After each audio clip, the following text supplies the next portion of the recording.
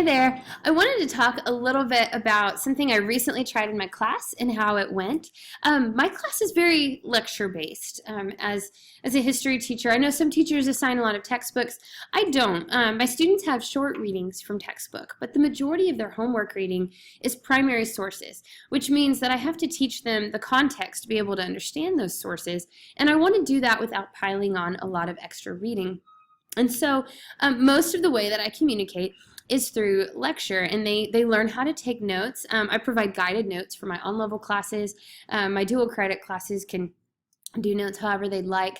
And the lectures are not me standing up and just droning on and on. It involves a lot of discussion with one another, with me as a large group. And so for most of my students, probably 75%, it's really effective. They stay really engaged. They love it.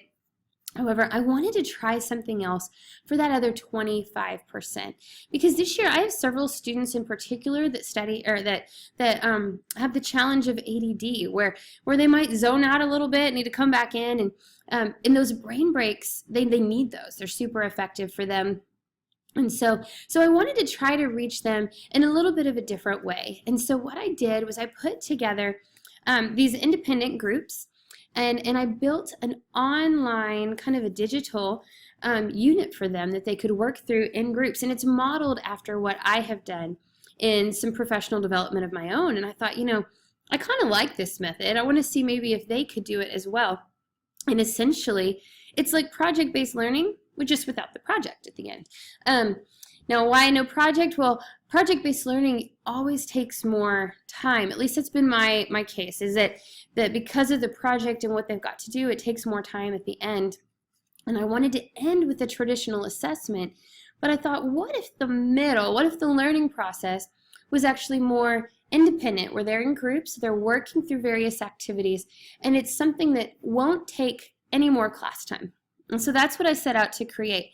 I had 4 days, and I have block classes, so these were 4 75-minute periods, and I needed to cover Western expansion, industrialization, urbanization, and immigration in those 4 days.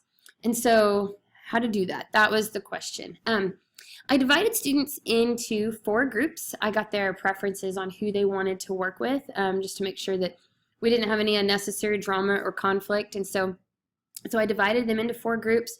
I've learned from past experience that any more than 4 was just too much for me to handle. It spread me too thin, but 4 was perfect because I was able to hop from group to group, reteaching when necessary, but really just getting to know the kids, sitting in with them, joining them, getting some of that personal interaction that doesn't take place otherwise. And so that was a really fun part for me. And then I set up that digital platform for them. And I'm going to show you what that looked like in just a second. But let me really quick just give you the spoiler on how it worked out.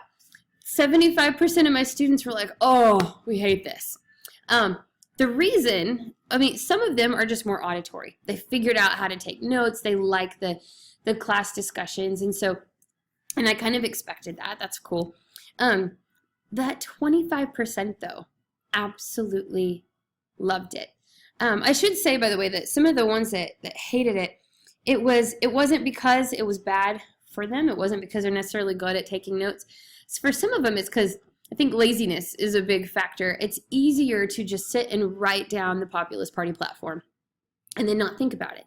And what I was asking them to do was write down the Populist Party platform, but then do an activity with it. And so, you can't push the easy button on that. And my hope was that in the process of actually using that information, that they would perform better on their tests. I haven't created my dual credit test yet, but my on-level tests, I know for a fact that many of those students did not study. The grades were higher. My average went up probably 10 points on the test. And so in my books, that was a win. But those on-level students, those were actually the ones that enjoyed this activity more. A lot of them found that they worked better. They stayed more focused and engaged. One person told me, he said, yeah, it allowed me to have a brain break. And he said, that was really good for me to be able to manage my own time. And so ultimately, I don't care if it only reached 25%. I'm going to conclude that it was a huge win. it was a huge win for the 25% that needed it. That was amazing. For the 75% that didn't like it, I still consider it a win, because anytime you learn more about how you learn, that's huge. When they go to college, they'll know, hey, maybe I don't want to do online courses because I really didn't like doing that one unit in history class. They might learn that they really need a professor that lectures well and has more discussion-based stuff instead of something where it's more hands-on in groups. And that's valuable information for them. So I'm all for that. But let me show you exactly what I put together so you can get a glimpse of what I'm talking about. We use Schoology at my school. And let me see if I can move this down. There we go. So we use Schoology. And for those that don't have it, like, it's just an online platform. And so this particular unit was my unit 11, Expanding the Nation. Now, one thing I did is, for those who are still more lecture, like they just like the lectures, I have videos here with every single lecture. It's me talking through the PowerPoints. So any single person in this class could go back and look, watch it, listen to my voice. And so nobody was hurt in the process of this. They all had access to that traditional style of teaching. But they started with a discussion. And this discussion basically has, it had that picture, American Progress here. I want to make sure I don't show student names. Let me see if I can do it this way. Yeah, there we go. It has this painting right here, the American Progress painting, and it says, when you look at the painting, what do you observe? And I'm trying to open up the class, like just getting them to set the mood, because when they look at the painting, they see the effects of Western expansion, industrialization, all of those things. So it really sets the mood for the entire class. And then I'm going to show you within this unit, I have that discussion, and then I have 3 folders: Western expansion, industrialization, immigration, and urbanization.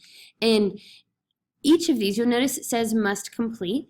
Schoology has this great function called student completion, where I can say that students either must view something or must complete it, and it allows me to even put it in sequential order, so they can't do one thing without moving on to the next. So if you see Western completion, they have to do this one before they do this, before they do this. And in the student view, it actually will tell them whether or not they've completed something.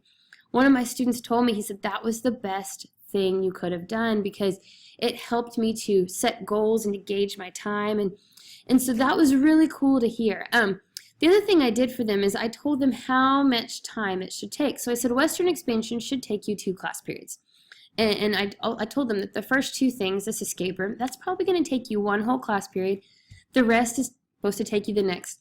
What you don't get done in class, you do at home. So it really helped them to gauge what was their homework versus what was intended to be done in class. And it's funny to me, because normally when I'll assign something what they do in class, a lot of them squander their time. They're just like, oh, I'll do it at home. But in this unit, they actually really got to work and got things done. So I'm going to look in the industrialization unit, and I'm going to show you each of these individual things and what this would have looked like for students. So the first thing, there is a video. I posted this video to YouTube so you can see. This is essentially a video where I am walking them through industrialization. And so it's my voice, but it's a concept video, essentially going over the major inventions, inventors, and the significance. And so only 2 minutes, 30 seconds. It's really short, provides a great introduction for the unit. And then I asked them, most significant inventor. This is a discussion board, and they have to make 2 comments. The first one is, which inventor that you learned about in the video do you think made the most significant contribution? And so they have to write 3 to 4 sentences giving reasons, and so I'm forcing them to do something with the information in the video that they watched. And then they had to do a little bit of research. So I have a list of industrialists, and this was first come, first serve. Each student had to pick one, and they had to go off and do a little research on them and just write up a brief paragraph about that person and their significance. And I put it in a discussion board so that they could see each other's, kind of like a gallery walk, for instance. If I were to change this in the future, I might say that they have to comment on somebody else's only because I don't know, like my intention was for them to learn about all of these people or to be exposed to all of them. I don't know that that actually happened. I think some of them were so quick to move on that they just did theirs and they moved on. But if for no other reason, the fact that they actually learned about somebody outside of what the traditional textbook would cover, that was a huge win for me. Then they move on to the transportation revolution. And this is where I actually gave them like text from me. And let me see. Well, no, I can't try and, yeah, I was going to try to make that bigger, but you see it's not that much text. There's pictures included. I highlighted or I bolded some of the important words. I even put an extra reading thing on here for their information if they wanted to about Sears. It's funny, I think I saw several kids actually clicking on that and reading it, which was fun. I didn't require that of them, but they were interested in that. So they have a short reading, and then here's 2 questions asking them to think about the reading. The first one, what was the results and significance of the transportation revolution? That's where they're kind of having to regurgitate what they previously read, putting it in their own words to make sure they understood the main information. The how might the transportation revolution affect business positively and negatively? That's where I'm asking them to critically think. I will say that these things right here, they served several purposes. One purpose was allowing them to process that information so that they learn it more deeply, to critically think. It also served as a formative assessment for me to go through and see if they truly understood what they were reading and if they were onto the right thing. And then when I graded it, Schoology allows me to put comments underneath. And so I would actually make sure that I put what I would consider to be the best correct answer underneath every person. So when they could go back and study, they could see that comment and they knew exactly what I was looking for. So served a lot of good functions. After that, they go on to Business Revolution, which is once more another small set of reading. This is very much like a textbook, but it breaks it down into a specific chunk. And then from that Business Revolution information, then they're going to learn about Rockefeller, Carnegie, and Morgan. And so in groups, they're researching John Rockefeller horizontal integration. They define it, explain how he was an example, give examples today. Same thing for Carnegie, and then to research J.P. Morgan. And so this probably took them the longest, but they really did a good job of going out and researching, finding that information. You know, normally my temptation is to just give them all the information, but in this case I let go a little bit. I let go and let them learn on their own, and I found that they didn't lose any knowledge in the process. And I was really excited about that, about their ability to discover it themselves, because I think they're going to remember it better when they do. From the big business goes on to workers uniting, and so that starts with the gospel of wealth, you know, and then ultimately the emergence of labor unions. And so there's information about Haymarket Square, like Knights of Labor, the American Federation of Labor, American Railway Union. And so they read that. They have, by the way, they had some guided notes that walked them through this. So they knew exactly in all of this what to take notes on. So they took notes, and then that leads them straight here to just the matching section. I did this for a couple of reasons. First, it was good for them they could take it as many times as they wanted to, so they could go back and use it as kind of a quiz to help them study. But this was an easy assessment, a formative assessment, because it did not allow them to move forward to the next thing until they got 100. So they really had to know the information presented on a basic level before they could move on to the next thing. And so from those labor unions, they got to learn about some major strikes. And so once again, I like using the pictures. I think it visually breaks it up quite nicely. So they learn about the major strikes, and then at the very end is an optics analysis. I'm going to move that away from the kids. Optics analysis, where I give them this image right here of a Pullman strike, and then they have to write an analysis of that political cartoon. And that's the end. That's the end of that one folder. And so for most of my students, if they worked hard and they worked together as a group, they were able to finish this all within one class period, which was perfect. A few of them went slower or struggled or maybe were absent or or just got distracted and they completed it as homework. But ultimately, we're able to make it through in plenty of time. Now, here's where I would do things a little different.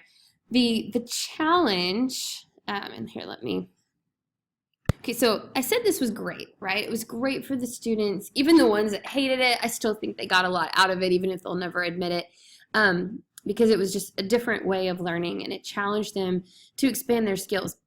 The challenge for me, though, is I realized I just created a lot of grading for myself. I have 4 classes, which is not that many. Normally, I would have 5. Next year, I'm going to have 6. We just had a small population in this particular class. Next year, it's one of our biggest classes. And so with all of those little formative assessments in there, I went home one day and I had over 300 things to grade in one day, and I went, oh, what did I do? So that was a problem. Easy way to rectify it, though. Within Schoology, in that student completion thing, it actually shows you. You can click on student names and it shows you what percentage they've completed. So when I do this next year, what I'll probably do is I'll probably have one culminating thing, and maybe it was that optics analysis. Or maybe it's, my dual credit, they had to do an essay quiz at the end where they had to synthesize all of that information and put it together. So I might just pick 1 or 2 things for the whole unit that I actually grade. Outside of that, my daily grade for them, instead of grading each individual component, I think I'm just going to look at the percentage that they complete. If they've completed 87% of the work, they get an 87 for that day in their participation grade. If they completed 100, they get 100%. And then what I can do is I'll skim through those formative assessments. If there's an area where they're struggling, I can go and reteach them in class. Because they're in those groups, I can just pull my chair up and talk them through that. But I think ultimately that might be where it'll be easier next year, because I definitely plan, at least with my on-level students, on trying this next year. The other thing, too, I noticed is that those 4 groups kind of disintegrated over time. Some people worked faster than others, and so ultimately by the end it wasn't, some groups were cohesive, but a lot of groups, they ended up breaking off into 3 or 2. And so I might try next year having them do this in groups of 2 or 3. And because I'm not grading each individual thing, because I'm just scanning through, maybe that won't be too hard for me. Maybe I won't be too spread thin. Because my concern was when it came to reteaching and things like that, having to get to all of those different people. What I found, though, is the majority of the students actually didn't need me to reteach things. They really understood it. And then the fact that I could go in and put those comments also helped them. So yeah, I would say this was a successful experiment overall. I really liked it. I would do it again. Even with all of those students that were groaning about it, I think it was good for them. And for the students who loved it, these are students that never get wins in class. And so, man, to see those test scores raised, to see them understanding what was going on, and one kid, man, who stays so unfocused in class. He's always getting off topic. He's always roaming the room. To see him with his headphones on, powering through stuff, and him saying, I really like this, like I can do this. He's learned that now maybe online classes might be the way to go for him with his learning style. So for all of that, huge win. So I thought I'd share. I would love to hear what other people have done, if you've ever done project-based learning without the project, because that's the only way I can think of to describe this. Like what other people have done, and maybe other tips that you have that have made it successful for you.